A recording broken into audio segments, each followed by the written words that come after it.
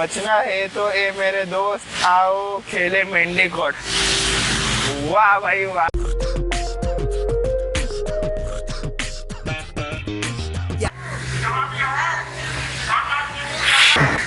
तर कसं काय मंडळी, आय होप तुम्ही सर्व मजेत असाल। तुमचं स्वागत आहे माझ्या पहिल्या व्हिडिओमध्ये। मी तुमचा आपला सर्वांचा विशाल जाधव, तुमचा मराठी व्लॉगर। आता खूप लोकांना इथं माहिती नसेल की व्लॉगिंग म्हणजे नेमकी काय असतं, तर ज्यांना माहीत नाही व्लॉगिंग म्हणजे काय असतं त्यांना मी थोड्याच वेळात सांगेल की व्लॉगिंग हे नक्की काय असतं।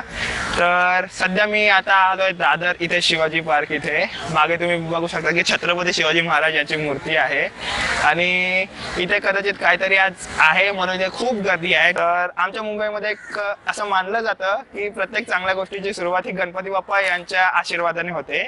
तर मी आज जाणार आहे श्री सिद्धिविनायक मंदिर।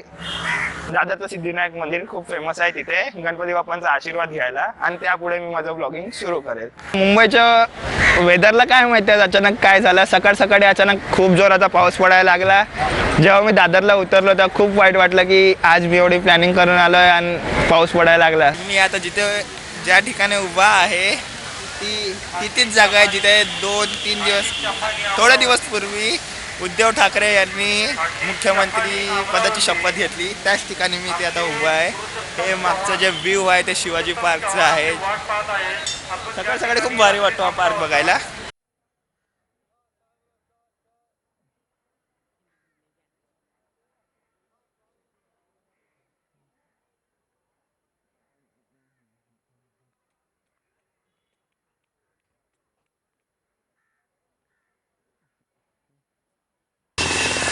अच्छा, आता मला नेमकी कळलं की एवढी गर्दी का जमली आहे दादरमध्ये।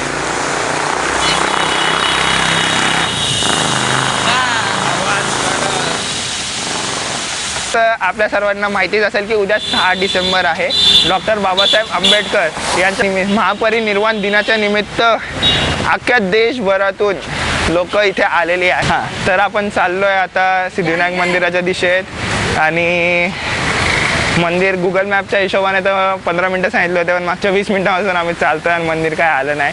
कदाचित रस्ता चुकलोय आम्ही। आता वाजल्यात 8:22। बघू अजून किती चालावं लागेल। चालूया, दुसरं काय ऑप्शन नाही आपल्याकडे।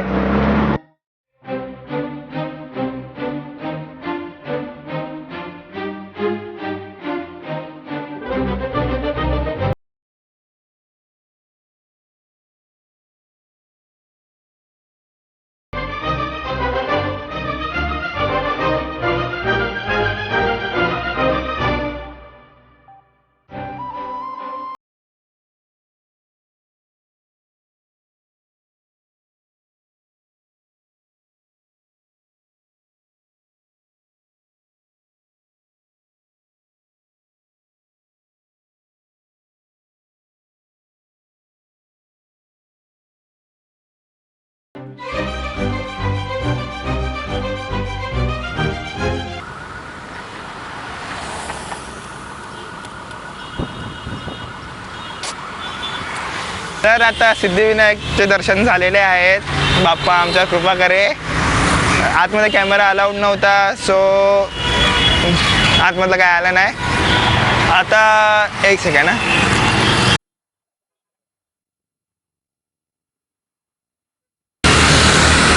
तर आता आम्हाला लागली आहे खूप जोराची भूक आणि आम्ही आता चाललो आहे कीर्ती कॉलेजच्या इकडचा फेमस वडापाव खायला। त्याचं नाव आहे अशोक वडापाव। हा वडापाव खूप फेमस आहे दादरमध्ये। याचं नाव कीर्ती वडापाव सुद्धा आहे कारण ना कीर्ती कॉलेज जवळ आहे म्हणून। तर चाललोय आता आम्ही वडापाव खायला, बघू कसा लागतो। मी पण फर्स्ट टाइम खातोय वडापाव, तर जाऊ। सो सॅड, आम्ही इथे आलो आणि कीर्ती वडापाव सेंटर बंद होता। काय माहिती काय करणार नाही। हे तुम्ही इथे बाजूला बघू शकता, इथे कीर्ती कॉलेज आहे आणि आता आम्ही चाललोय दादर बीचला, जे समोरच आहे माझ्या। तुम्ही दाखवतो पुढे। सो आम्हाला अशोक वडापाव तर नाही भेटला, बट एक कोणता तरी वडापाव होता, टेस्टी होता, चांगला होता। थोडं भूक लागली होती म्हणून आम्ही नाश्तापुरता खाऊन घेतला। आणि आता जो माझ्या मागे जो व्ह्यू आहे कॅमेराचा जो मागे, तो कॅमेरा जज करू शकेल की नाही पण मला माहीत नाही।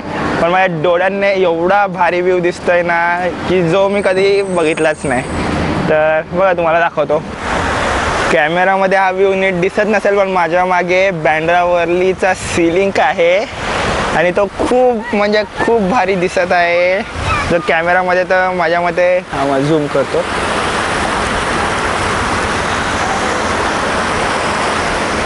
थोडी सावली असल्यामुळे आणि पाऊस पडल्यामुळे मागे खूप फॉगी झालं आहे आणि म्हणून सिलिंगचा काहीच व्ह्यू येत नाही आहे.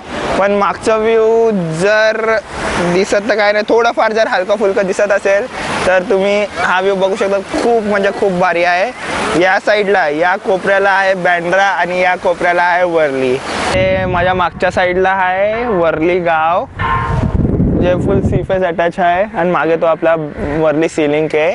तर आपण आता पुढे जातो वर्ली गावामध्ये असंच फिरण्यासाठी. बघू इथे आपण आलोय वर्ली गावात. आपल्या मागे आहे वर्ली गाव आणि इथे पुढे मासेमार रोज मासे पकडल्यानंतर ती जागा आहे आणि इकडे हा वर्ली सिलिंग आहे जो जिथून हा चालू होतो सिलिंग. आपल्या पुढे हा वर्लीचा सिलिंग आहे, बँड्रा वर्लीचं सिलिंग आहे आणि मागे वर्ली फोर्ट. तर आजसाठी खूप झालं एवढं. आधीच मी खूप थकून गेलोय. जर व्लॉग आवडला असेल तर लाईक आणि कमेंट करायला विसरू नका आणि शेअर नक्की करा. चॅनलला सबस्क्राईब पण करून द्या. तर इथेच तुमची परवानगी घेतो. भेटूया लवकरच एका नवीन ब्लॉग सोबत. तोपर्यंत जय हिंद, जय महाराष्ट्र.